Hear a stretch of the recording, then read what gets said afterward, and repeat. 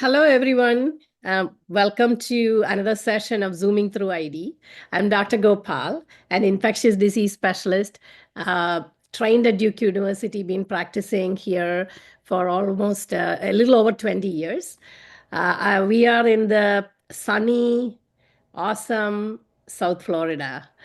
Um, I am a teaching faculty at Broward Health North for internal medicine, and I'm also the APD for Infectious Disease Fellowship. I'm also the medical director for infection control, and I'm the chair for antibiotic stewardship. One of the most rewarding parts of my day-to-day life is teaching. It's my passion. And I love having the internal medicine residents who do rotating with me for infectious disease. So this is a focused learning session for them. Each of the resident will either pick a topic of interest or we will assign them a topic and they deep delve into that subject, do some research, and then this is the final presentation. And today the topic is very interesting topic, C. difficile, and Augusto is going to talk about it. Augusto did his he did his infectious disease rotation with me, and he was very enthusiastic. Excellent bedside manners, and he had he saw a lot of infectious disease patients, and I will let Augusto talk, and you can introduce yourself, Augusto. Hi, thank you, Dr. Gopal. So my name is Augusto Ramos. I'm a PGY1 in Broward Health North. I'm from Puerto Rico. I did all my studies there, university, medical school, and now I'm new here to the States, and it's been a great experience. And the infectious disease rotation was a really good learning experience. And my future interested would be in hematology oncology. Okay, so you can start. Okay.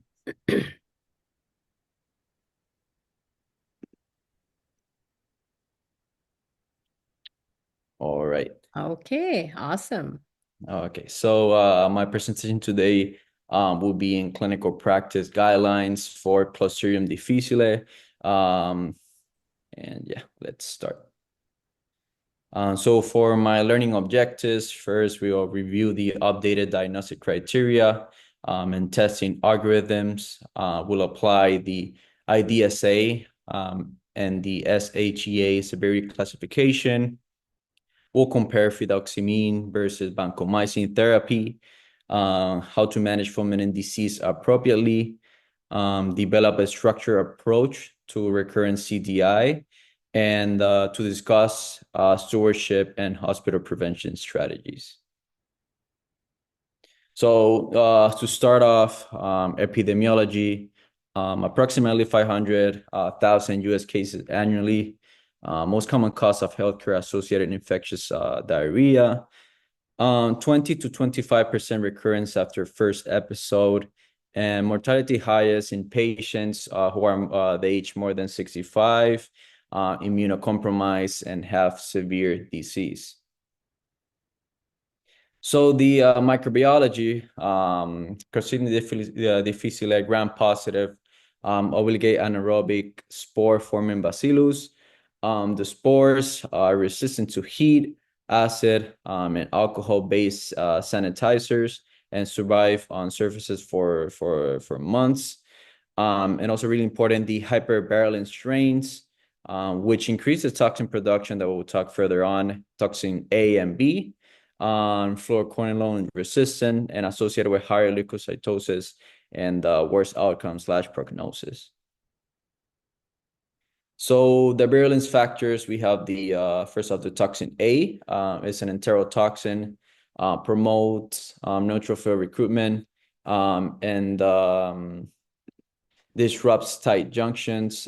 We have the toxin B, primary cytotoxic driver, and activates raw family GTPase, causes actin cytoskeleton disruption, subsequently cell rounding, and ending in apoptosis, and has a stronger predictor of disease severity. And also we have the binary toxin, which is the increase of both toxin A and toxin B. And these are found in hypervirulent strains. Risk factors. The strongest risk factor here will be the recent antibiotic exposure within 8 to 12 weeks. High-risk antibiotics, we have clindamycin, fluoroquinolones, third and fourth generation cephalosporins and carbapenems. The other risks, as I mentioned before, age more than 65, recent stay at a hospital or nursing home, PPI use, inflammatory bowel disease, chemotherapy, and solid organ transplant.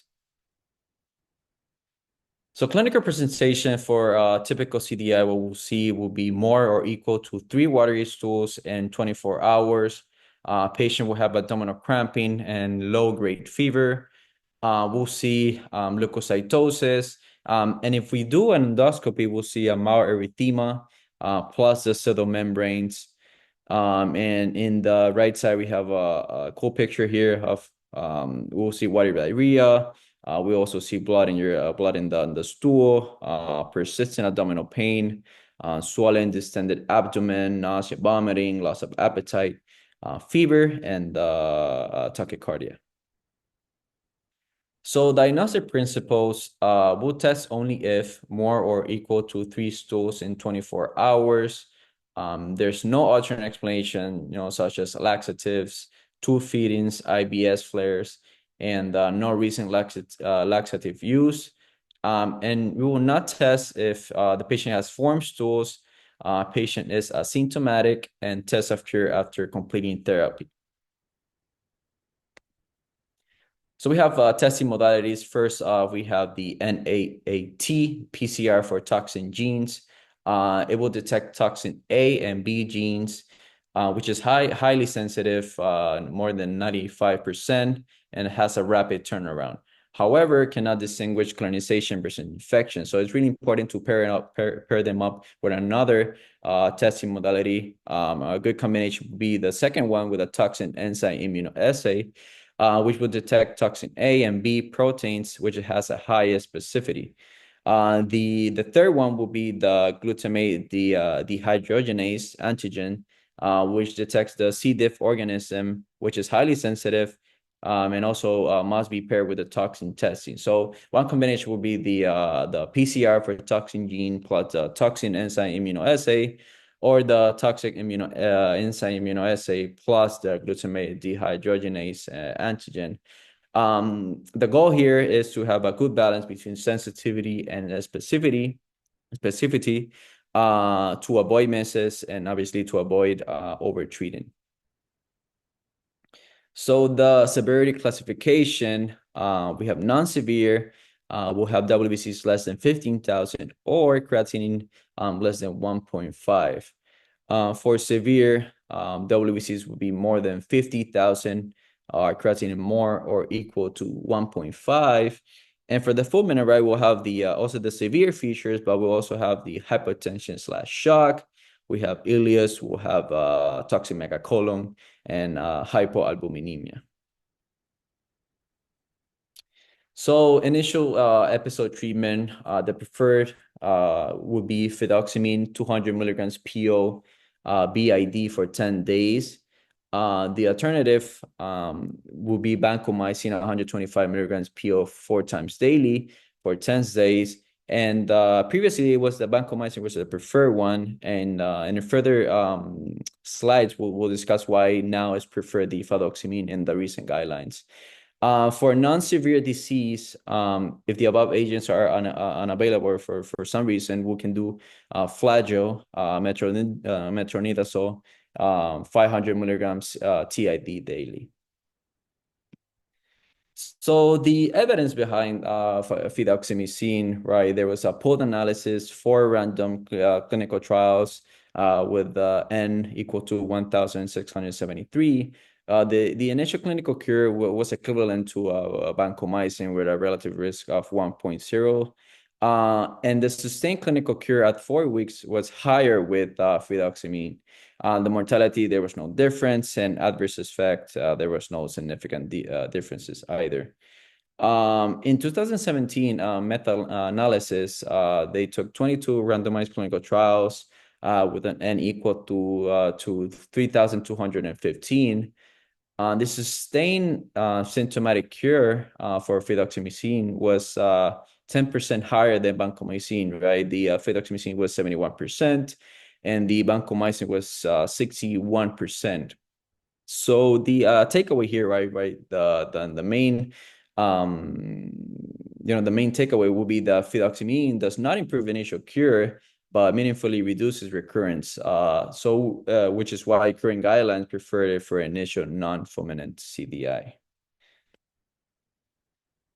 So the management for fulminant CDI will do vancomycin 500 milligrams PO or via NG tube 4 times daily, plus the metronidazole 500 milligrams IV every 8 hours, and we'll reassess the patient clinical status in 24 to 48 hours.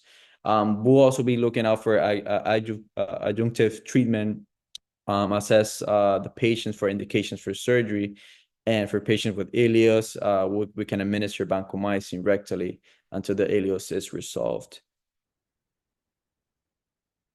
First, for the first recurrence, if the prior treatment was with vancomycin, we can give fidaxomicin 200 milligrams PO BID for 10 days, or we can do 200 milligrams orally BID for 5 days, followed by once every other day for 20 days. If the prior treatment was with fidaxomicin, the preferred treatment will be give taper vancomycin regimen, right? For example, we'll do 125 milligrams 4 times a day for 10 to 14 days. Then we'll do 125 milligrams orally BID for 7 days. Then we'll do 125 daily for 7 days, and then 125 every 2 to 3 days for 2 to 8 weeks. So another treatment for recurrent CDI is the fecal microbiota products. The indications will be more than or equal to 2 recurrent after appropriate antibiotic therapy, and should be administered after completion of CDI treatment. There's 2 that are FDA approved. The first one is the Rebiota. It's a rectal suspension, single administration derived from screen donor stools, reduces recurrence versus the placebo. The other one approved is the Boast. It's an oral capsule formation, purified formicute spores, 3-day oral regimen, and significantly lowers recurrence rates. So another thing to talk about the infection prevention in hospitals, right? The early identification and isolation of the patient, prompt testing of symptomatic patients, and immediate counter precautions for suspected CDI. The second one is hand hygiene, soap and water, alcohol-based hand sanitizers that do not kill the spores. And this goes to the third point, environmental cleaning. We'll use EPA-approved sporicidal agents that are bleach-based, daily cleaning plus thermal cleaning at discharge. For these patients, what I've seen in the hospital is they have this like yellow color, like carby wipes that are on the outside of the patient's room. And after that, you clean your stethoscopes and all that. And they're there. And the fourth point would be the antibiotic stewardship, which is really important, right, to avoid unnecessary antibiotic and shortest effective duration. So here we have we have a really good algorithm, and on the left we have the indications for surgical consultations in the management of CDI. Any of the following, right? As we discussed before, we have the hypertension with or without the use of vasopressors. We have fever, ileus or significant abdominal distension.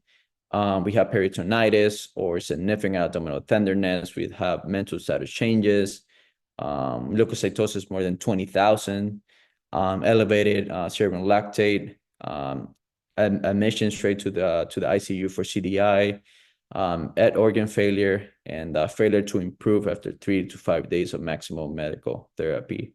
On the right is a really good algorithm. If it's a fulminant or not, which path we will take. And also it gives you, all the treatment, step by step, yes or no. And I think this would be really good to use on the rounds, on your infectious disease rotation, if you have a patient that you're really unsure of what to do. This is a really good algorithm and up to date for any resident or medical student or even attending. Here are my references, and thank you so much. Okay, that was wonderful. Augusto, you touched on every point almost. It was a fully correct and complete presentation. The one point I would add would be we don't do a test of cure for C. difficile. The clinical improvement is what we go by, and the diarrhea has to resolve and overall improvement because we don't want to just test the stool because it would be colonization. So we go by clinical symptoms. So, and like you mentioned, the key is antibiotic stewardship, adjusting the antibiotics early on. And I make it a point on already patient on antibiotics. I ask them pretty much every day, are they having any diarrhea so that we can proactively adjust the antibiotics accordingly. Okay, awesome. Okay, thank you so much.